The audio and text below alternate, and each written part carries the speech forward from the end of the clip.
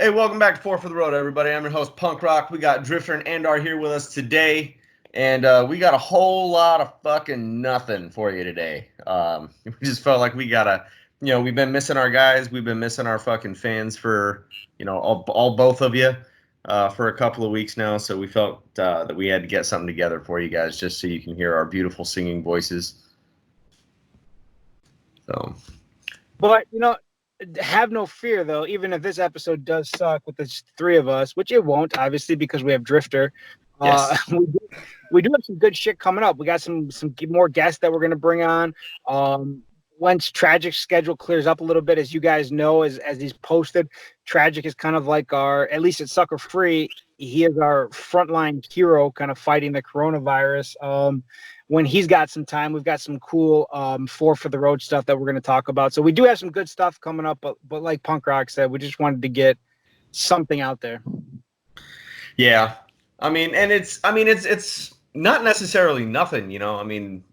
This is actually our third take because I fucked up the first one, and then we brought Drifter in 5 minutes into the second one, and it was just we were just trying to catch him up politely, like keeping the show going, and we just fucked it. So we said, "Fuck it, we'll start over again." But hey, so I want to start this.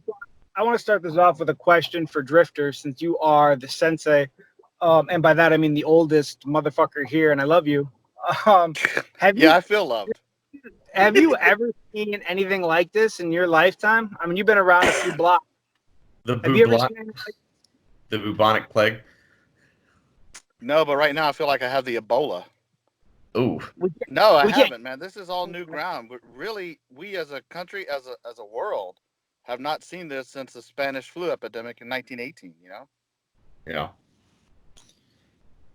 And I know you're kind of, maybe not as directly as Tragic, but you're kind of involved with, some of the logistics and travel nightmares and things like that for a lot of fucking people during this thing. I mean, that's got to be just giving you nightmares and making your hair fall out trying to do all that. So, yeah. So I have international students from various militaries all over the world coming and going, and then I travel overseas quite a bit.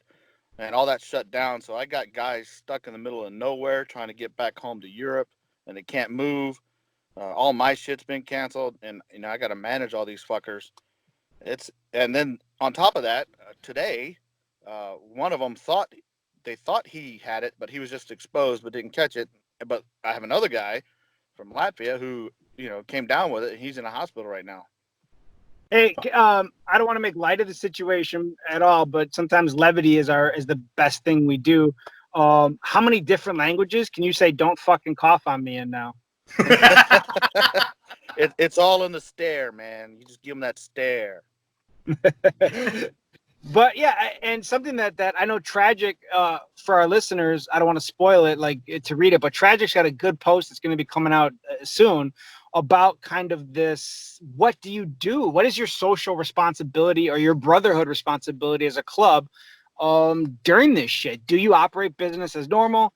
Do you take precautions? Do you take extreme measures? Like, what are clubs supposed to do? What are you guys doing, Drifter? Well, we figure this corona fucker can't catch us on the bike, so we're riding a lot. That's what we do, man. And does that affect any of your meetups, your meetings? You don't have to go into details about church and stuff like that, but is it affecting any of like your church get-togethers?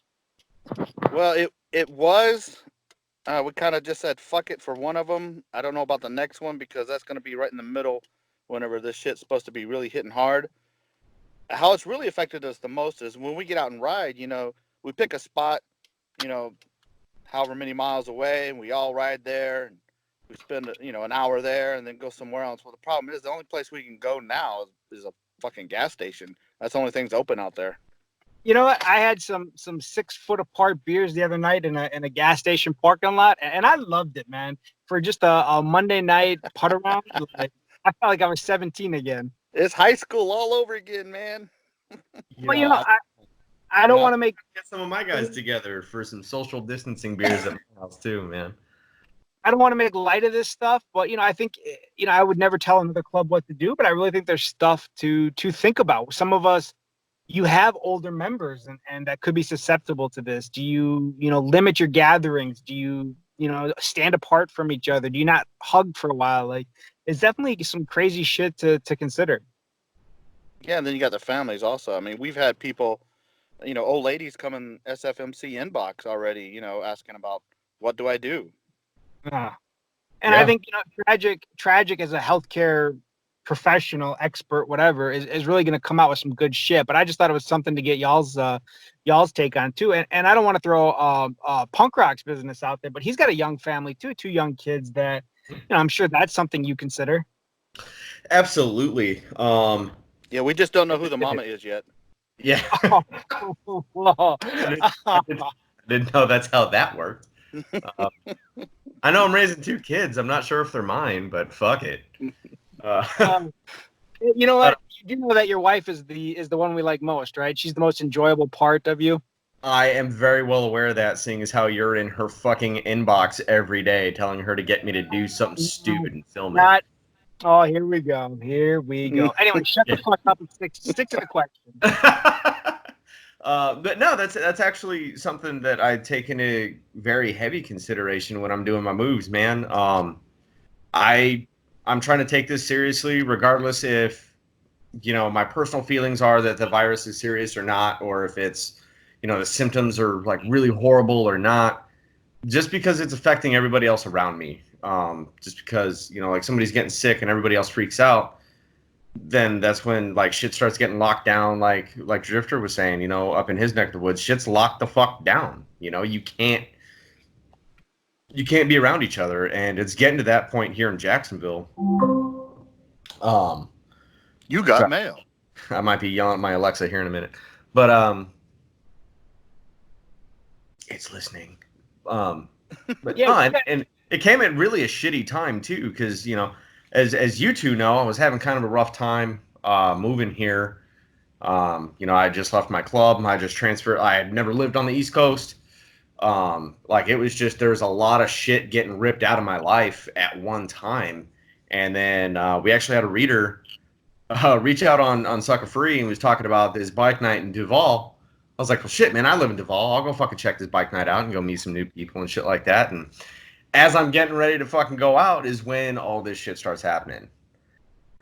So that kind of sucks, but it's for the betterment of everybody else, man. Regardless of what your personal feelings are, if you just stay the fuck inside, the shit's going to go away eventually, sooner rather than later, and then we're all going to get back to fucking riding and doing them.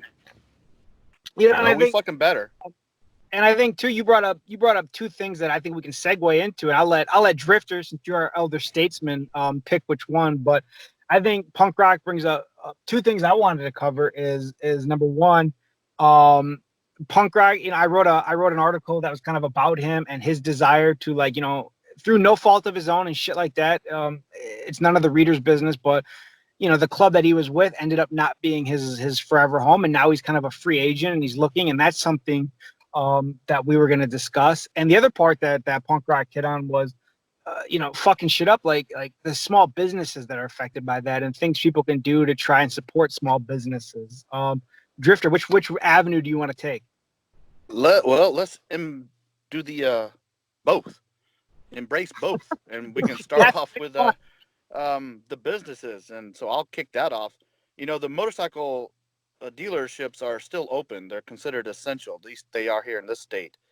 And the Indian dealership is owned by a friend of mine. He's a retired Navy SEAL, and he put everything he has into this thing. And he's one of the top 10 Indian dealers here on the East Coast. He's in Newport News, so it's a Southeast Virginia Motorsports, the Indian dealership.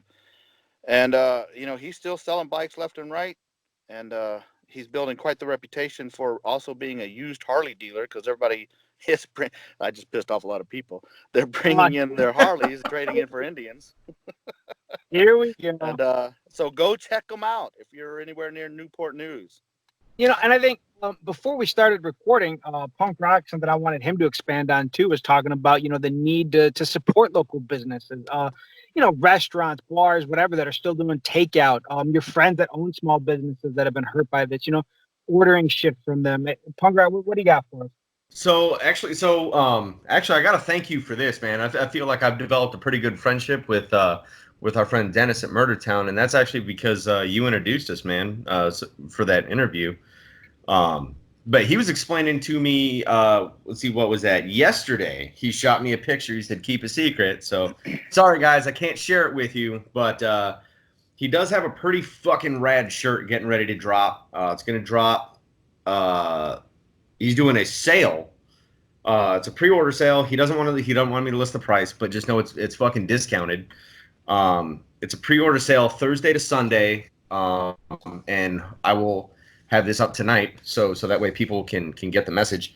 But yeah, Murder Town USA, man, go check it out. He's got that going, and I also want to give, excuse me, I want to give one of my homies a little shout out in San Diego.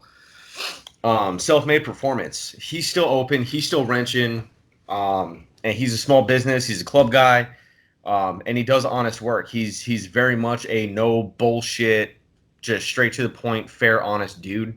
So if you're out in San Diego, look up Self-Made Performance. It's in Oceanside, and you know what? He's gonna make your scoot fast, and he's gonna make it look good too. So fucking hit up Christian at Self-Made Performance.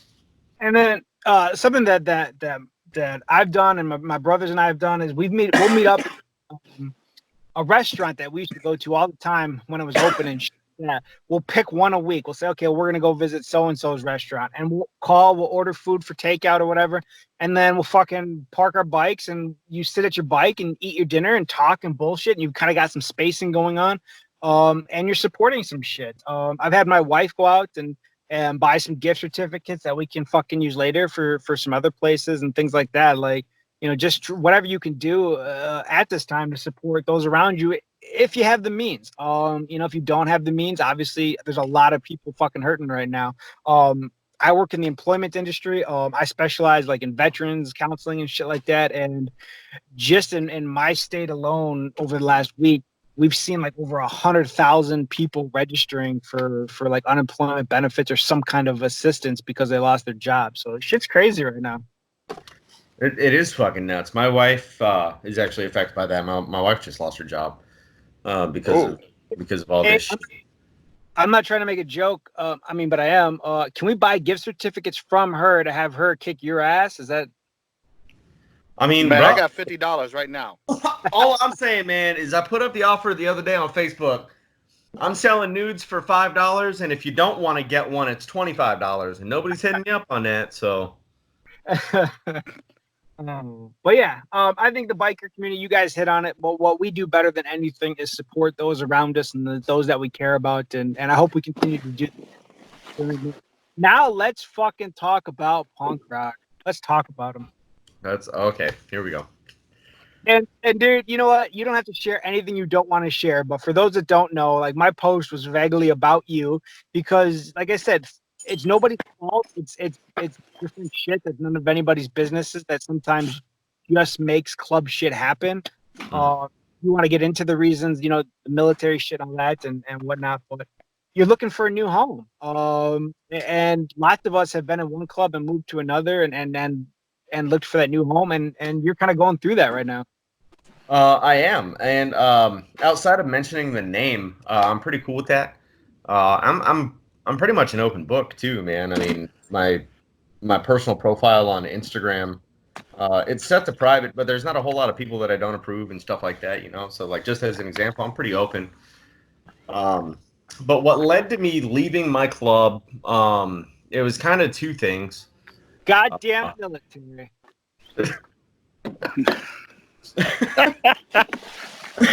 But it was kind of two things. First, what it was the military. You know, I was born and raised in San Diego, and I lived in San Diego for another 13 years after I joined the military, and then they finally fucking got me, and they said, "You're not homestead, motherfucker," and they sent me across the country. That was one reason. The other one, and it was just kind of coming. Shit was just kind of falling apart. We had kind of two groups in there. We had dudes that wanted to pretend to be one percenters without doing one percenter shit. And we had dudes that just weren't committed to the club and they just wanted to wear a patch to look cool while they're riding to work. Wow. You just shoveled way more dirt than I was ever intending. I was gonna be like, hey man, sometimes when you're in a smaller kind of local club and you move across country for the military, you can't really maintain your membership. You're like these motherfuckers. You know, Jax Teller has a green light out on your ass right now for all that. That's fine. That's fine. Jesus. But no, I mean, it just is what it is. I'm not going to mention names or anything like that. You don't have to. Apparently, they're all on your Instagram. Actually, none of them are on my Instagram anymore. Yeah, fuck, they're not on my Instagram. but no, there was a couple solid dudes in there. We wanted to take the club in a more righteous direction. Unfortunately, the majority didn't, and they wanted to continue doing the stuff they wanted to do. And you got to come to a point where it's kind of like you said in your post, where you got to find the bullshit and what you're okay with and what you're not okay with. And the fact that it kept going down a line that I didn't agree with, that was something that was a deal breaker for me. It was very much known that, I was very much against the club going in that direction and whatnot. But, I just... So, hey, let me ask you. Yeah. What's up? What is it that you are looking for in a club? And I think when I say you're standing in for a lot of fuckers out there in listener land right now. True. Well, hang on. Wait. I have an idea that I wanted to ask you a question, and then I wanted Jim to kind of give his input and then have you answer so you can ramble a little bit longer. Can we do that real quick? He's not so good at rambling. No. He's very good at it. So let's try and scope some context in here. So I'm gonna give you something. I want Drifter to piggyback on it, and then you go. So like when you talk to us offline, when we talk in private and things like that, you, no secret, have an eagerness to get back to that family, that brotherhood, that tight-knit community, because that is the best of what we do. And you've seen that, and you've seen the bullshit. And when you and I talk, at least one of the biggest things I say is, find the flaw in a club. Every club has at least one flaw. Some of them, unfortunately, just have a ton of them. But find that flaw and decide for you, is that something you're cool with, or is it a deal breaker? Is it understandable? Is it something, whatever? Does it fit with who you are and what you want in a club, and make that your next home or your forever home or whatever. And I think Drifter's been around and been in clubs for a while and has seen some of the, been around some of the biggest clubs and most historic clubs. When you are talking to somebody about becoming a hang-around, what advice do you give that person? What, for my club in particular, or for any club? For any club. You have a chance to put wisdom on those like Punk Rock thinking about either getting back into the club scene or, looking at maybe hanging out at club parties, club functions for the first time. Like, what do you tell them to look for? Well, when you go in there, the main thing is just be relaxed. This is supposed to last for the rest of your life. It's like a marriage. You're not going to go to the local fucking bar and see some chick and go, oh, let's get married. Oh, some of you do. And you know how that ends. That's a horrible military analogy, because we all fucking do that. Yeah, maybe a little bit. But anyway, so you just take your time. You go in there, you learn everything you can about them. They learn everything they can about you. And here's the other thing that you need to remember. And when I say you, I'm talking to Ken and everybody out there. This idea of family, that's what we all want. That's what I have, and that's what keeps me coming around. But that shit takes time. Even when you find the righteous club, even when you find the righteous dudes to hang out with, it still takes a bit of time before you're really close. There's brothers in my club, in my chapter, that I'm finding out new things about all the time, and I get closer to them every time, And then there's some that I've been with for many, many years, and I know exactly what that guy's thinking at any time. Yeah. So it just takes time. So fun fact, for me, something that you guys can learn about me is I'm a male stripper in the military. Yeah, we could tell. Yeah. Especially the abs. Yeah. I think I haven't noticed. Yeah, the ab. I think you're a little bit different because you're not like a new guy that's just learning about MC culture. You've very much been immersed in the best parts of it. And I think maybe that almost fucks you up more than a newbie because you're more eager to get back to that good stuff, even the bad shit too. But you're like fucking eager to find that home. And I don't want you or anybody to overlook bad shit. And whether it might not be your forever home. Maybe you find something, and then the next day you want to step up and be a fucking 1% or whatever. I don't want you to rush into a marriage with a fat military spouse. Dependopotamus. Triceratops. Well, what do you look? I mean, if there's a club out there in your area that wants to recruit punk rock, like, what are you looking for from a club? There's nobody around here that wants me. I'm just a drunk and bullshit. Bullshit. Yeah, get the fucking violence out. God, this is kind of masturbatory, and I don't know if I like it, but I've been approached by a couple of clubs out here. No, don't care. I want to know what you're looking for. I don't care who's approached. What are you looking for? I wouldn't get to drop names because I was getting ready to light one the fuck up. But no, what am I looking for? First and foremost, I'm looking for a club that puts the M back in MC. MC stands for motorcycle club and not my car. And that's definitely something that's got to be mandatory. It's got to be a righteous club. I really don't give a fuck if it's a big name club like the Booze Fighters or the 13 Rebels or anything like that. It doesn't have to be a worldwide known club, but it definitely has to understand where the American MC roots come from. I mean, no disrespect to anybody else, but I really don't care about the UK bike scene because I'm not in the UK. I'm in America, right? You're gonna piss Drifter off. You're gonna piss Drifter right off. You're fucking dead to me, Ken. I see it going up to his hairline right now, which is considerably better than mine. Just so the listeners know, he's got way better hair than I do. My teeth are way better. But anyways, back to the back to that. They gotta ride a lot. They gotta respect MC tradition and protocol too, man. I feel like I would be a hypocrite if I were to join the Iron Order, right? But then I'm writing for Sucker Free and I'm doing this podcast with you guys, about following protocol and tradition and heritage and understanding and respecting that. Yet you don't know that the first motorcycle club came out of England, motherfucker. And just know if you pick the wrong club, we'll have an intervention. Don't worry. I'm assuming you're wanting me to pick a club that matches the same colors as my hat. It couldn't hurt. It wouldn't hurt. It wouldn't hurt. A little rip rap, I don't give a fuck who you pick. Color combo so. I don't give a fuck who you pick as long as, and again, I think Drifter made a great point that this applies, when we say this applies to a lot of, Sucker Free MC has 80,000 followers, and I would 81.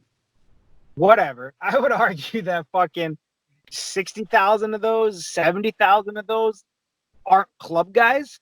And even out of the ones that really interact great on the page, I would still say a majority of those are probably free agents or people that have never been in a club that are kind of learning. So I think when we say we're also kind of trying to give a sense of what they might be going through, and they can relate to you, or those that have left the club can relate to punk rock. But like I said, I don't give a fuck who you pick as long, I might judge you a little bit, but I want a little.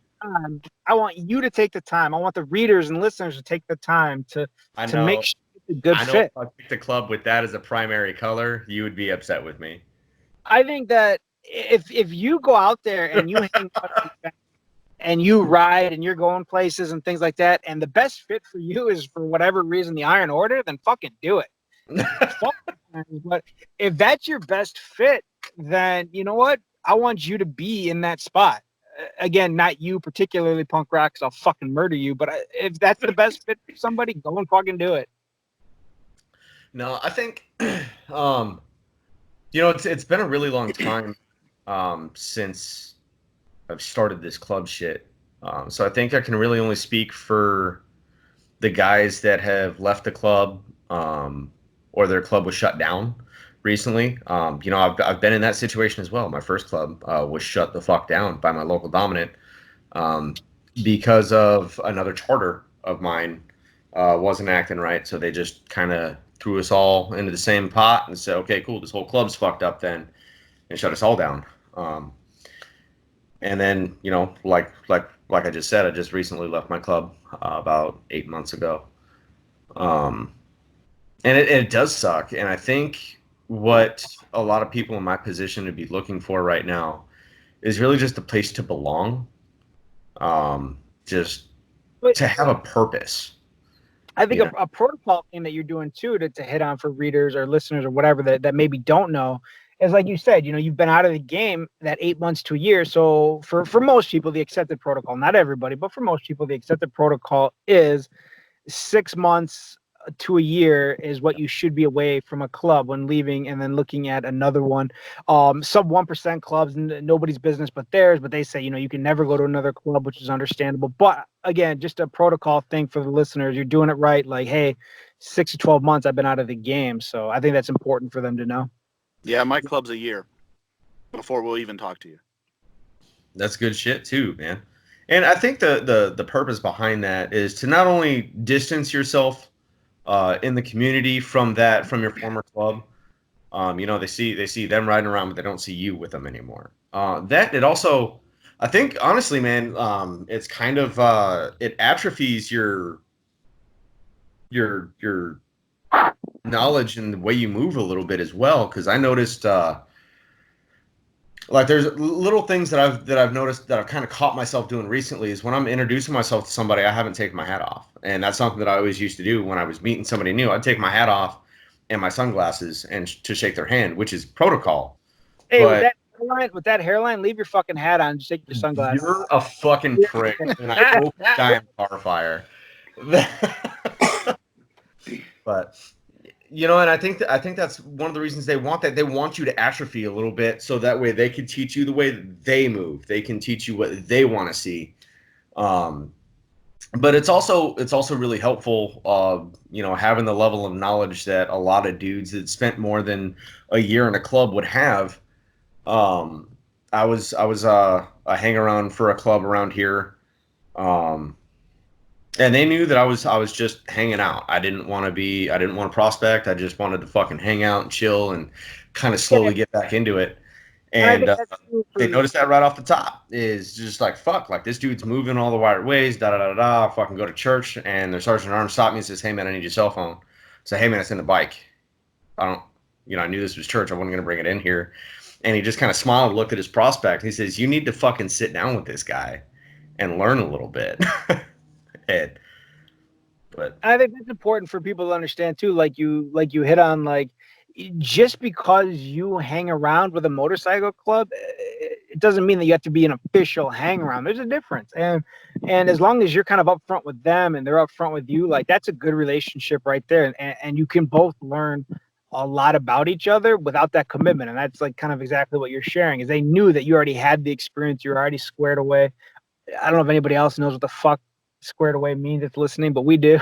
It didn't help that the club that I was hanging out with is a club of one of the staff members, and they called ahead and said, "Oh, hey, by the way, you may or may not want to call this phone number in 6 weeks and just check on him and see how he's doing."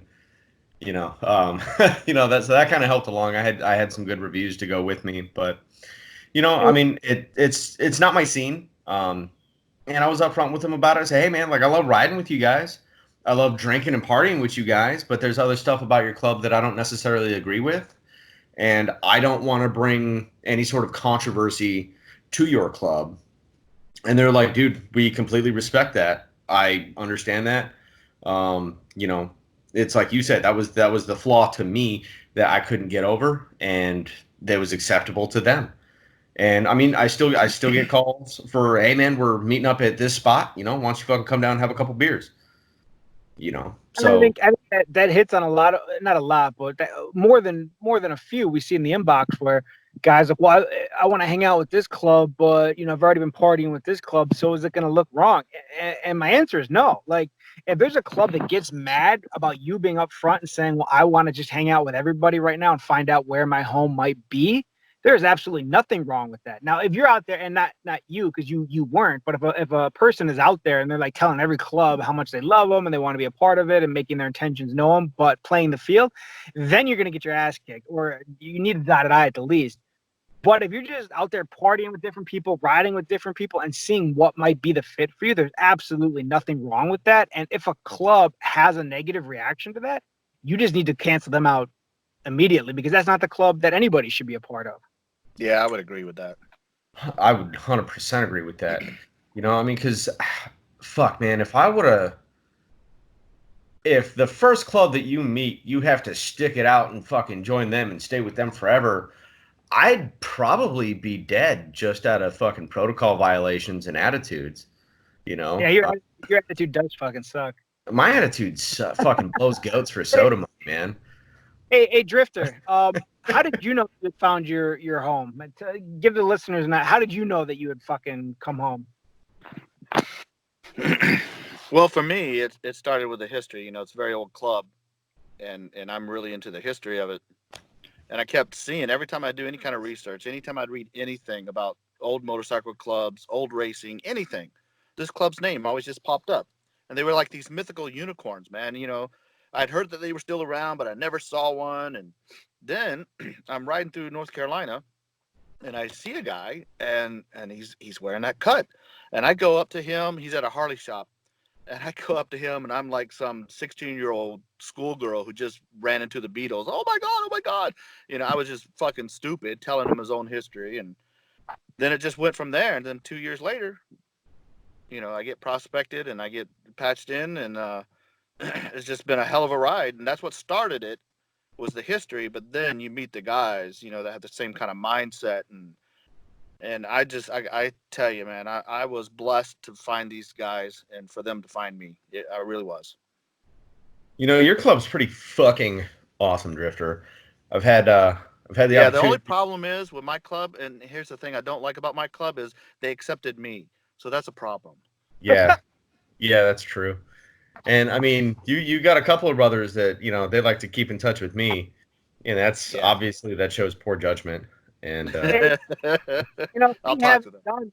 I just realized, and Drifter talking about it, we haven't done a follow-up from Mama Tried, and neither one of you two were there for the accident. Shut down. Because the fucking zombie apocalypse happened. So the race was canceled. Like, the bars were still open.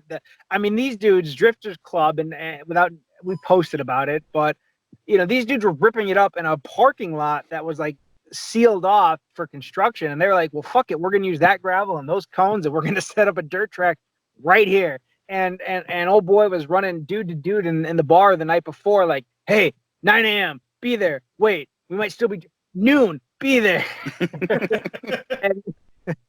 and setting this shit up. It was awesome. There was a guy. I just want to know who had the Porta-John that was motorized and was taking it all over the street. I want to shake that guy's hand. I cannot confirm nor deny seeing that.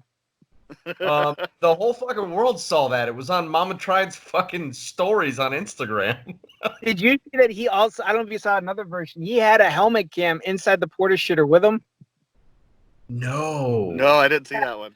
It's somewhere on Facebook. I'll have to find it, but he uploaded a video of him in the Porta shitter riding it around. That's rad.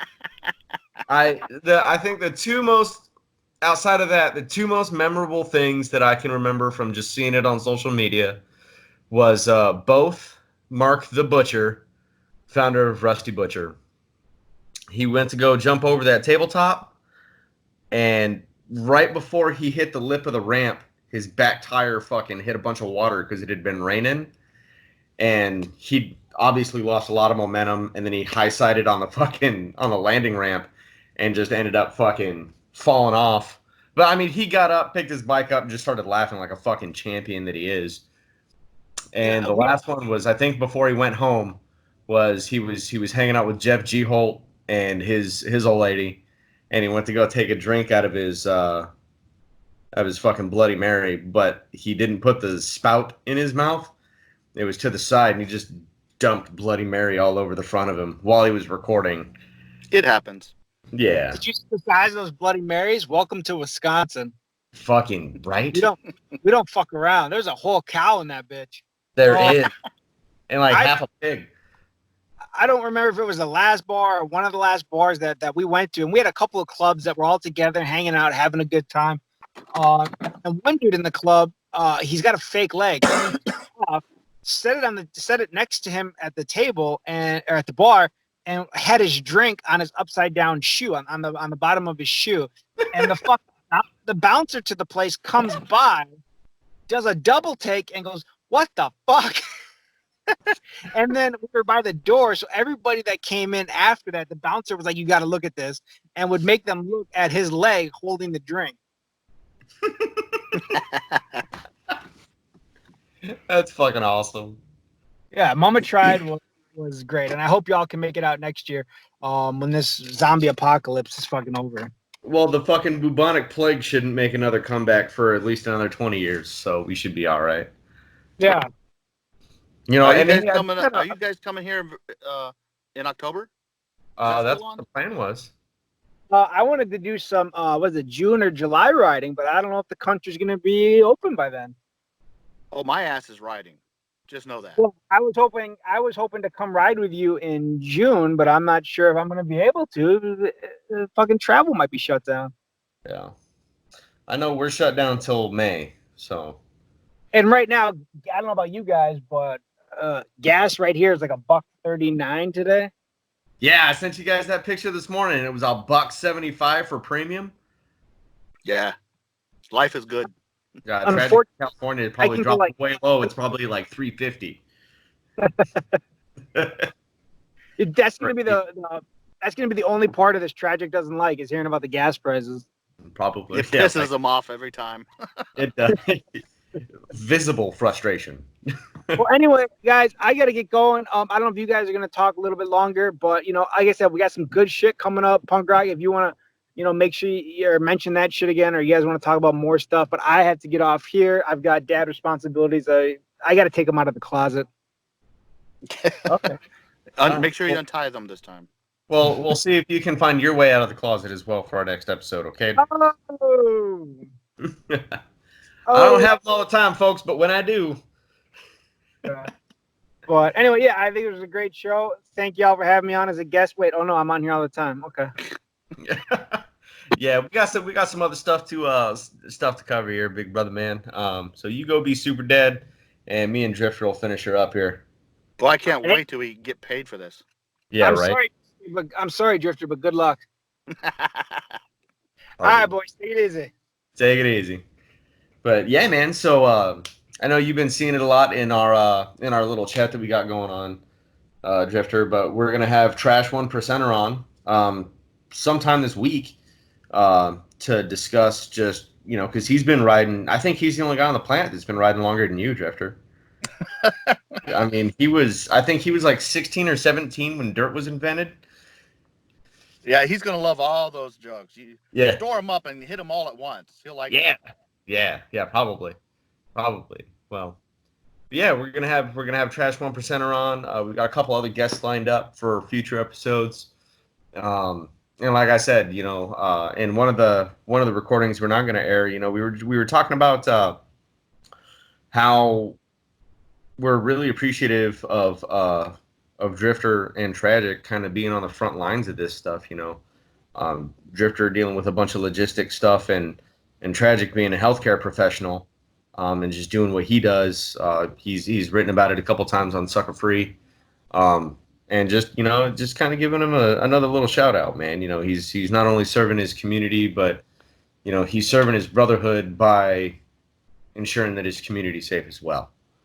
Yeah, he's just all around good dude. Solid he is, man. He looks scary as fuck. Why is he hanging around us? I don't know. I'm probably the least intimidating motherfucker that anybody's ever met. But I don't know. He's pretty fucking rad. I got a lot of respect for him. Andar, meh. But and then obviously you. I got nothing but respect and admiration for you. All right, that's enough of this fucking. It's the boat team guy face shit. It's the boat team guy shit. That's all. I got fucking pizza waiting on me. I got to get out of here. So like I said, we got a bunch of dope shit coming up. We're gonna have Trash More Percenter later on this week. Hopefully, I'll get that up next week. Don't forget, check us out on Facebook, Instagram, and then do me a favor, personal favor to Punk Rock. Go to Facebook on Sucker Free MC. Find any of the lady of the day, which is either our good morning lady, our lunchtime lady, or tonight's bad mama jamma, that has an Instagram tag. Go to her Instagram and give her a follow. That is You mean they're all the same girl? they're all the same girl for Wow. this week, at least. So we have Daisy Darling, who is a wonderful person. She's a great model, and I like to consider her a friend. I'm trying to get her to 38,000 followers by Sunday. So do me a favor, go to her Instagram, give her a follow, and then fucking tell them Punk Rock sent you. And that would just make my day, and I would feel very blessed to have you guys do that. So once again, check us out on Sucker Free MC, Facebook, Instagram. Check us out on 4 for the Road, YouTube, Spotify, whatever the fuck you stream on. Also on Facebook and Instagram. And me and Andar are the only ones with access to our Instagram. So there's about to be some fuckery posted on there. So I would make sure you check that out, folks. Drifter, you got anything to say to the folks before we take off? Bye now. Bye now. All right, y'all have a great one.